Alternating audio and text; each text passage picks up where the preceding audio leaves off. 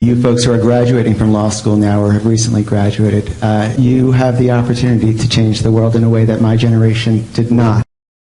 So I'm not sure what we're giving birth to. I hope it's not a Frankenstein monster. We will create a new model for the incorporation, the adoption of lawyers into the hacker ethos. You know, to some extent, we train you in the first year with 15th century feudal law, tort law, contract law that are centuries old. That's a good foundation, but you've got to make sure that your minds are flexible enough to grow with the hacker ethos, to know that not all things are etched in stone, and we are going to be, for the next 40 or 50 years, the rest of your careers, writing the new rules of the road that will help enable the digital age. I've got a few colleagues among the faculty who are here, and when I told the faculty we were doing a hackathon, the first question was, what the hell's a hackathon? Every weekend there's at least one hackathon somewhere in New York. Whenever I go to these events, or when any of my students go to these events, we feel a little bit like wallflowers at the revolution. My students and I have done a lot of the social media, copyright, online support work for the Occupy movement, because this was the piece that the movement was oblivious to. So to the extent that you are tech-oriented attorneys, you are in unbelievable demand. A couple other platforms that are trying to obliterate the geographical boundaries that right now beset the legal profession. How do you do arbitration or mediation or alternative dispute resolution across great borders? It's an environmental waste for us to all feel like we've got to be physically present, but there are jurisdictional, geographical hurdles that we've got to overcome as law becomes more global in nature. This is the first time we're doing this, so it's a bit of a slow roll. We are on training wheels, which is why the morning is all about panels and discussions and keynotes. After this morning, we take off the training wheels. This afternoon will not be like a traditional law school symposium. Our politics are broken, and I think the way we think about it and talk about it is broken. And if you don't have an educated public, you don't have a major pillar of democracy. So we can be biting at the edges to try to fix it, but we have to fundamentally rethink the fabric of society, and technology certainly can provide some of that fabric. We believe that technology has the potential to be able to connect people with each other, to help them surface issues, identify those issues, and then to be able to find like-minded people, and to remind elected officials why they represent them and what these folks really care about.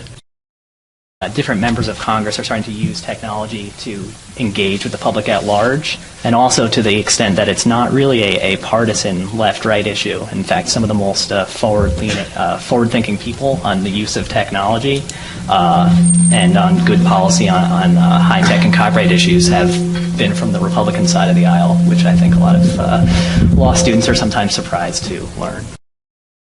The most interesting thing to me is the proliferation of channels, the way things are changing, and so now you do have members of Congress on Twitter, as John mentioned, and you have all these different ways to get to people as we're trying to use the technology in the ways that it's more natural for, to escape from channels rather than channeling the technology into a traditional model in a political sense, trying to let the politics map onto the technology and really, getting out of that rut where it's like the same thing again and again in each campaign. I think you see that now a lot more nimble. Any of you in this room can draft legislation. You're going to be doing it later today, hopefully. Be empowered, draft it.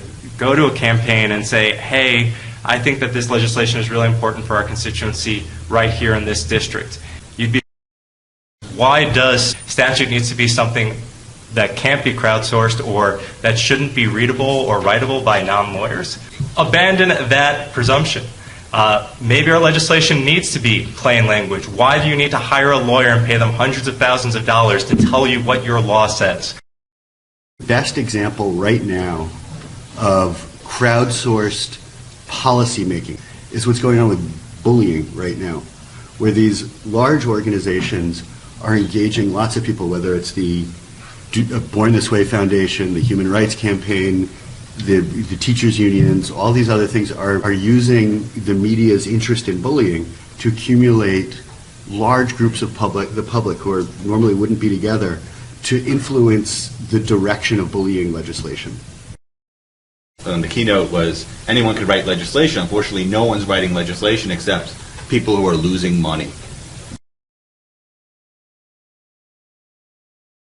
For example, people often bring up like SOPA or PIPA, but really that was primarily a fight between two large business types, one old media, one new media, one who was able to leverage people much more effectively and with a much better narrative than the other. But it wasn't, would not say there was a popular uprising around SOPA and PIPA in the way that there is, without Google and Tumblr, and it was a fantastic result. And it was to block legislation. It wasn't to actually sort of come up and change the way people think about a particular issue in terms of creating the policy. The existing structures that we have in Title 17 are starting to show their age and their cracks at the seams, especially when you have something like Section 106 that places a legal hook, a liability hook on the making of a copy when anything digital is copied gazillions of times, probably to no real legal effect. What I wanted to do is go through what I think were the three major problems of SOPA. First was the private right of action, which also had some concerns about due process. There was also the vague drafting. My favorite was that it would be a violation of SOPA if a U.S.-directed site is taking or has taken deliberate actions to avoid confirming a high probability of the U.S.-directed site to carry out acts that constitute a violation. So you could understand why a company like YouTube would be very upset, claiming that this eviscerates the safe harbor of DMCA. And then three was the specter of censorship, that users would not know which sites were being blocked or why, which obviously leads to a number of concerns about abuse and overreaching. Maybe the way to go at SOPA is you take out the private right of action, you stick with the government right of action with support from the private companies who are immunized from liability. Content owner versus the creator of the content, and looking at for music, you have the publishing companies. They're failing to innovate. You're not doing anything new. You're taking other people's creations and you've purchased them, and now you're seeking to monetize them. But if you were to go and speak to those artists, what would they say when they created it? And you see a lot of artists now are actually not even going the publishing company route and are keeping things in-house and are saying, here, take my music. We understand that if you take the music and you share it with your friends, you're actually going to come to a concert or you're going to actually buy the music from us. Just because there's no SOPA, and even if we repealed all the laws, we might not want judges determining what's great art, and we might not want our lawmakers to do it either. Of what do we do now? What does SOPA mean? What does PIPA mean? How do we capture that momentum and capture that energy? I've heard one person say, how do we keep the fear alive for Congress and make sure that they know that people can actually rise up and make a difference in the process? We keep talking about content and the content industry, and I would encourage us to think about culture. Culture is not a set of content. Culture is a process, and it's how we constitute a society. There are other options other than trying to legislate the genie back into the bottle. You make culture illegal. Culture, creativity is about borrowing. It's about remixing. It is about building upon the ideas of others. And we could look to somebody like Lessig, who talks about the way in which that's transpiring now in the remix. What he's really talking about is a shift in the way in which people write. He's arguing that writing is actually happening in a different way. We don't just quote by borrowing some sentences and putting quotation marks around them. We actually are quoting video because we now can all edit video, or we're compositing images together, etc. The idea that all culture at this point is an act of citation and pastiche and compositing. But you could go back further than that. You could go back to Picasso, who's pretty famously said, good artists borrow, great artists steal. Don't make culture illegal. Stop referring to a few legacy companies as the content industry. Everyone is the content industry now. And I think everyone is culture now would also work. That what we're trying to do as a society is encourage the communication and the entertaining one another, and we need to look at the places where that is working well on the internet and with new technology, and encourage the laws to help those rather than get in the way. Sometimes technologists say anything's possible, and the lawyers say nothing's possible. We kind of have to meet in the middle, because some of this stuff, the reason it's been so hard is because there's, a couple hundred years of, legal history sort of handcuffing us. So we need some smart lawyers to kind of get into the mix and sort of figure out some of the real nitty-gritty stuff. SOPA and PIPA was a milestone event, and we were able to say no. It's a lot easier to say no to something than it is to say yes. So the challenge for all of you, and the challenge for our democracy, is how we move from saying no to saying yes. I'll use a question on your back channel, which is this question right here. Will law ever be able to keep pace with technology? So I question the question. In other words, really depends what you mean by law and keeping pace with. First, is it actually our aspiration that law keep pace with technology? Now, I would say no. Why do we want, is it just out of, because we want law to be fast for some abstract reason, the same way it's kind of like asking, will mountain climbers be able to keep pace with jet engines? I mean, no, but we don't want them to. Law isn't, I don't think, meant to be something that is fast. It's supposed to be it's slow. It's something law is about the authorized use of force. So I think you want to think a lot before law actually acts. I don't think it necessarily is something you want to react quickly. I mean, law in totalitarian countries goes very quickly.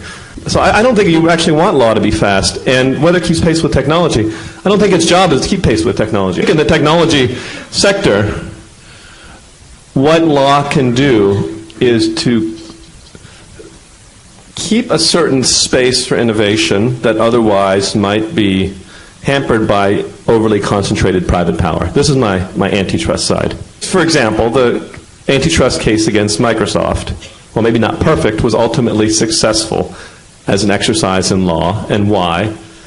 Because I'll take you back to the year 2000 when Microsoft Explorer gained about, I think, 87% market share and finally defeated Netscape. So imagine that point that Microsoft had complete and unsupervised authority over the internet browser for the last 12 years. So Microsoft does whatever it wants with no oversight over the browser. How do any of the internet companies get started when they're susceptible at some level to Microsoft's veto? They would have all ended up exactly, I would predict, where all the applications like WordPerfect and Lotus 123 ended up in the 1990s. That is, in a game they cannot win. In a game, a sucker's game, frankly. So, they might have, for example, tolerated Google for a while, but then when push came to shove, given the advantage to Microsoft Search in fundamental ways, it's important to understand that what law does is restrain power. At its best, and particularly in the American tradition, law's greatest effort is to restrain excessive use of power, not to aid it. I have spent quite a bit of time studying the history of invention in the information industries, media industries, computer industries, so forth. Most of those inventions have two things in common. Basically, they're all hacks, number one, and number two, most of them, but all of them, involve breaking the law somehow. The inventions that people don't know who invented usually are the result from low-key, unknown hackers who came up with something. And that is exactly what happened with broadcast radio in the 19th century. But it was firmly understood that the point of radio was point-to-point communications, ship-to-ship communications in particular. And for that reason, terrestrial radio was severely limited based on the idea that it might interfere with ship-to-ship communications and create trouble. So there was very limited purpose you could put radio to. And so it took people who had no stake in the game, who were not really interested in things, to start using radio for a different purpose, which was namely for one person to reach many people. And there were a bunch of people who started to think, mostly exhibitors, that we can do better. We can make more interesting films. Their big idea basically was to copy European film, French film, because the French had invented this thing called the feature film, which is to say a film with a plot, the film we consider a film today, a feature film. Plot, characters, dialogue. And they had this idea, and these guys were interesting guys. They were all from the Lower East Side, I think one or two from Boston, but almost all of them from the Lower East Side, almost all of them immigrants. And they said, we can do this differently. Basically, they didn't say it this way, but they thought we can hack the film system. All right, we're going to make our own films ourselves, and we're going to make them good. We know what people want to see, even though we have all these rules. But the main problem with that idea was that everything they were doing was a violation of the patent law, because they, in order to do this, had to break out from the trust and had to break every one of the trust's rules, and therefore had to operate without the licenses to all the patent technologies. And so they were sued. I think Carl Laemmle, founder of Universal, was sued 183 times in 1 year. Fox, the founder of 20th Century Fox, was hounded almost out of existence. He was accused by the film studios of running a prostitution ring, put into prison at one point. So these guys were chased around by the dominant media industry of the time, which was Edison Trust. And eventually it got so bad, and eventually went to the West Coast, a little further away from New York patent suits and so forth. And that's where they went to Hollywood. Started this idea of Hollywood. So Hollywood was started by a bunch of hackers who hated the current media industry. Very few things cloud the mind as much as the prospect of enormous bundles of cash. You know, if you think that this is where the money is, that is where people will direct their efforts. Of course, why would you do anything else? But the fact is that some of the most innovative stuff, some of the stuff that comes in a completely different direction, historically, has come from a very kind of different motive. The most powerful motivation is one that doesn't demand any external reward. In other words, it's called fun. That is the most powerful motivation, because if you do something and you think it's fun, then in some ways nothing can stop you. Because people say, well, you're not getting paid for that. Well, but I'm having fun. Well, you're not going to become famous, but I'm having fun. Who cares about being famous or having money if you're actually having fun? You are at a higher space than any of the rest of it.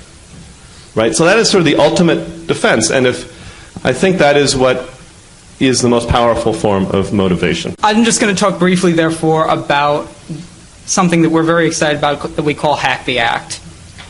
So what we wanted to do is we wanted to find out a way to see, can we create something in addition to stopping something? The thing that a lot of people put up on Twitter was "We Stop SOPA." Who's familiar with Arthur C. Clarke's 3 rules of prediction? All 3 are relevant. First rule I want to read. First rule, when a distinguished but elderly scientist states that something is impossible, he is almost certainly right. When he states that something is impossible, he is very probably wrong. I'd like to say the same concept, but replace scientist with lawyer or law professor, or at least law professors of my generation and older. We don't know what we will bring to bear through this hackathon.